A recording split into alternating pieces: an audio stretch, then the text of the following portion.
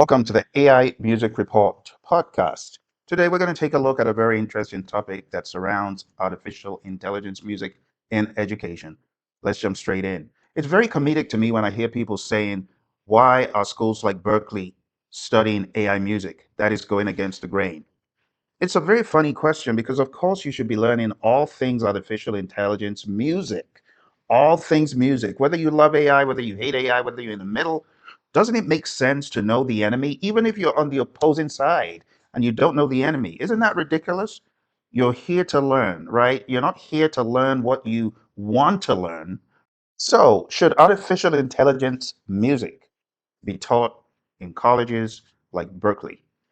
Today, we are going to address this, but I want to cut to the chase and give you some common sense answers first. The answer is, of course, yes. If you're studying the enemy, it helps you get better. Even if you see AI music as the enemy, doesn't it make sense for you to study it to know where the holes are, to know where it's weak, to know where it falls apart in your viewpoint? So, of course, you should be studying artificial intelligence music. It's all about professional preparation because DAWs will soon have AI built in as a default feature. When that happens, the question, of course, should be, why aren't I learning it? Not should I, why aren't I? Right? It's simply part of a tool you use already. The programs that ignore this trend are not protecting their students. They're leaving them behind. And let me go a step further to say the actual software that is leaving this out is also leaving their students behind. That's being ignorant. Why wouldn't you learn what you could eventually shoot down more easily, right? If you learn it, or use it to boost your career. Either way, it's like a win-win, whether you love AI music or you don't. You want to be like me, who was on the fence, just sitting down dumb instead of learning? Well, I'm glad I came to my senses and I started learning. The framing has fundamentally changed because for years, the question was, should we teach AI? Well, that debate is closing. Berkeley didn't wait, and neither is the rest of the industry. What we see at Berkeley is a real values fight. You see, students invested heavily in human craft are legitimately concerned, but retreating from the curriculum doesn't protect that craft. It just means students who come out won't have a clue about artificial intelligence music, or they'll have a half baked clue full of assumptions that are unfounded, that are not true, right? So I think Berkeley is doing the right thing in putting this into the curriculum. Think about history. When DAWs came in, the studios that resisted, Pro Tools and Cakewalk and all those other early day tools, the early day DAWs, they didn't win. They closed or adapted. And again, to that end, because let me just be honest and speak for myself. I was one of the people who resisted DAWs in the beginning. Yes, I liked my little reel to reel, my little ADATs, my little Tascams, my VS1680. I used the VS1680 to record a 5-piece horn section as far back as, or I should say, as recently as 2003, when DAWs were left, right, and center. But I was resisting, and it doesn't pay to resist technology. It's foolish because, I wasted so much time not learning that by the time I did, a lot of my colleagues and peers had passed me by, left me behind. Now, I worked with a lot of engineers who would use the tools to do what they needed to do, but I was always of the opinion like, no, I'm not going to use it. I got my VS1680, I've got my BR8, I'm going to MIDI them, I'm going to sync them, I'm going to program on my cogs, and I'm going to take all of those tracks in to my VS1680. At the end of the day, I realized it was dumb not to do it the doorway. So I ended up learning the DAW, DAW, right? It's no different. People resisting artificial intelligence today, my friends, learn it because eventually it will be in all of the DAWs. Okay? And what happens when you're not able to opt out anymore? You would have just wasted years and years and opportunities. So, for performance and production schools like Berkeley, the message is clear. Do not abandon the foundation, right? Music theory, ear training, live performance, composition, these are enduring skills that AI cannot replicate. The strongest creators are those who are going to combine deep musical fundamentals with command of modern tools.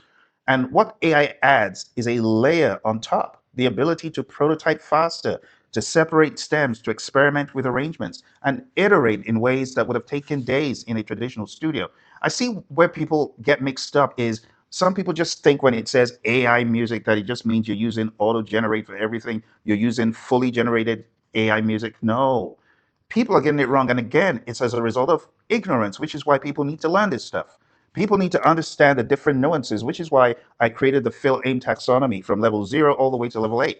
Take a look at philc.net and look for my AI taxonomy, PHILLC.net. So AI adds a layer of efficiency on this thing. A student who can do both play, compose, arrange, and navigate AI tools intelligently, they have dramatically more career options than one who can only be a one-trick pony. And the Berklee controversy is real. Like, students are right to push back on courses that treat AI as a shortcut, right, replacing creative struggle. But the distinction that matters is in my Phill taxonomy, level 0 is full human creation, and level 7 is AI doing all the work. Schools should be teaching AI literacy that explains how AI can be used in gradations 1, 2, 3, 4, 5, 6, and still be ethical, right? They're not talking about entire AI dependence. The student should control the tool should not control the student. Music business schools are another case entirely because they face the most urgent AI curriculum gap of the three. And here's why. Legal and rights questions are already in court. We can already see a lot of channels and a lot of coverage on YouTube. There is interest. A lot of it is misguided, though. And Tidal, in the recent news, has demonetized AI tracks. Suno and Udio have faced major label lawsuits that ended in settlements with terms not yet fully disclosed. A music executive graduating today without understanding of how to value an AI assisted catalog or structure a voice licensing deal or protect an artist against synthetic impersonation is already behind. I cannot believe that this is even a question for music schools and music business institutions. What are people thinking? Do they think AI is just a bad dream that's going to go away? These people are jokes if that's what they're thinking, because AI music is here to stay. See, tomorrow's executives won't just sign artists. They will manage AI creators, like it or not. There will be hybrid creators, there'll be virtual artists, there'll be fully AI creators, as we can see, like on Spotify.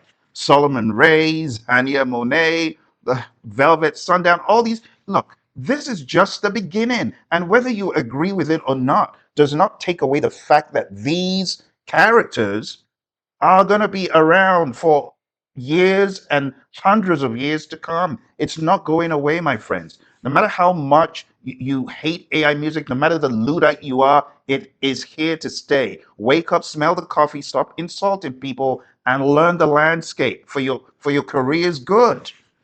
My goodness, just the ignorance about AI music is baffling. You see, tomorrow's executives have a huge task. The traditional A&R function, right, is also shifting. The traditional A&R function, instead of just finding talent, the label executive has got to do a lot more. The label executive of the future will identify artists with irreplaceable sonic signatures, the kind of human uniqueness that AI cannot clone at scale. And internally, AI handles the repetitive work, right? Playlist pitching, copy, metadata tagging, basic marketing language, all that stuff. But there's still going to be the executive who focuses on high level strategy and genuine human relationships. Business schools that don't teach this, they are graduating executives who will be outcompeted by those who do. Music law is where rubber meets road. The biggest music industry lawsuits of 2024 and 2025 all involved AI. And even if it's for nothing other than the RIAA lawsuit against Suno and Udio, that is enough of a reason to go scrambling for your AI music law business books, because it's cutting edge. Don't you want to be on the cutting edge? You want to be behind? It doesn't make sense being behind. This is happening right now. This is not just about music, it is about artificial intelligence and the music intersection, right? How training data works, what a model output is, what fair use means in this new context, right? One needs to understand all of this to give competent advice. So, this is arguably the highest stakes gap. A lawyer who misadvises a client on an AI clause in a recording contract, or who fails to protect an artist's voice likeness rights, is exposing them themselves to malpractice. So it does not make sense to keep burying your head in the sand saying, la la la la la la, I'm not going to study AI music, I'm not going to know anything about AI. How dumb. And to see that these videos spewing, don't study AI music, you're a sellout. It's just a lot of emotion without cognition, without common sense. Future music attorneys will negotiate AI data training licenses. They'll be structuring fractional royalty splits for hybrid tracks, and not to mention litigate training data and copyright cases. What are you talking about? It's non-negotiable. So Berkeley's doing the right thing. The jokes who are criticizing Berkeley, well, the joke's on them. Like every major music technology was controversial in its day, and I've covered this on the channel so many times. Multi-track recording was called artificial, MIDI was dismissed as soulless, sampling triggered endless copyright battles, not to mention autotune that was mocked as a crutch until T-Pain flipped it on its head and killed the game. And I mean, this guy can sing even without autotune, but he made autotune into an art. DAWs were accused of killing analog warmth. I remember hearing that, and that discouraged me from using it. MP3 supposedly destroyed the album. Streaming destroyed album economics. And in every case, the artists and executives who learned to use the new technology shaped the new era, the next era. So those who resisted were often left behind, and you don't want that to be you. You'll be left behind. Look at the timeline on the screen. Do you want to be left behind in a plume of smoke? It's not smart. So Berkeley is the most important life case study we have right now, and they didn't wait, they acted, and they faced real institutional pain as a result. But the lesson is not don't teach AI. The lesson is teach it more carefully. The specific issue at Berkeley is that the distinction between AI as a tool inside a fundamentally human process and AI as a replacement for the human creative struggle was not clearly load bearing in the curriculum. Students who paid enormous tuition to develop a craft felt the school was undermining that craft. And that's a legitimate concern. The solution is not to drop the curriculum, it's to make the levels of AI involvement explicit. And that's what I call the degree of human input in the Phill AIM taxonomy that I created, a course that teaches students how to critically evaluate and selectively use and legally understand AI. It's very different from a course that says generate your song with the next tool, use only Suno, click a few buttons and you get your song. No, the conflict of interest with the Suno affiliated instructor, if you've watched that video, is also real and it's worth noting, right? Curriculum decisions about specific commercial platforms need to be arm's length from business relationships with those platforms. I agree. But ignorance is not a neutral position, it is the most dangerous one. A key distinction, you do not have to use every AI tool. Many professional musicians and business executives will choose not to for creative or ethical reasons. And that's a valid point. I'm not saying everybody should use the stuff, but you must start acquiring knowledge and you must start moving along the learning curve. The business world doesn't care what you think or feel. The business world cares what you know and are able to execute. You must be familiar with the law, even if you resist the technology. You must understand the big players, the platforms, the companies, the dynamics between the UMGs and WMGs and Sonys and Suno and Udi and all the other players.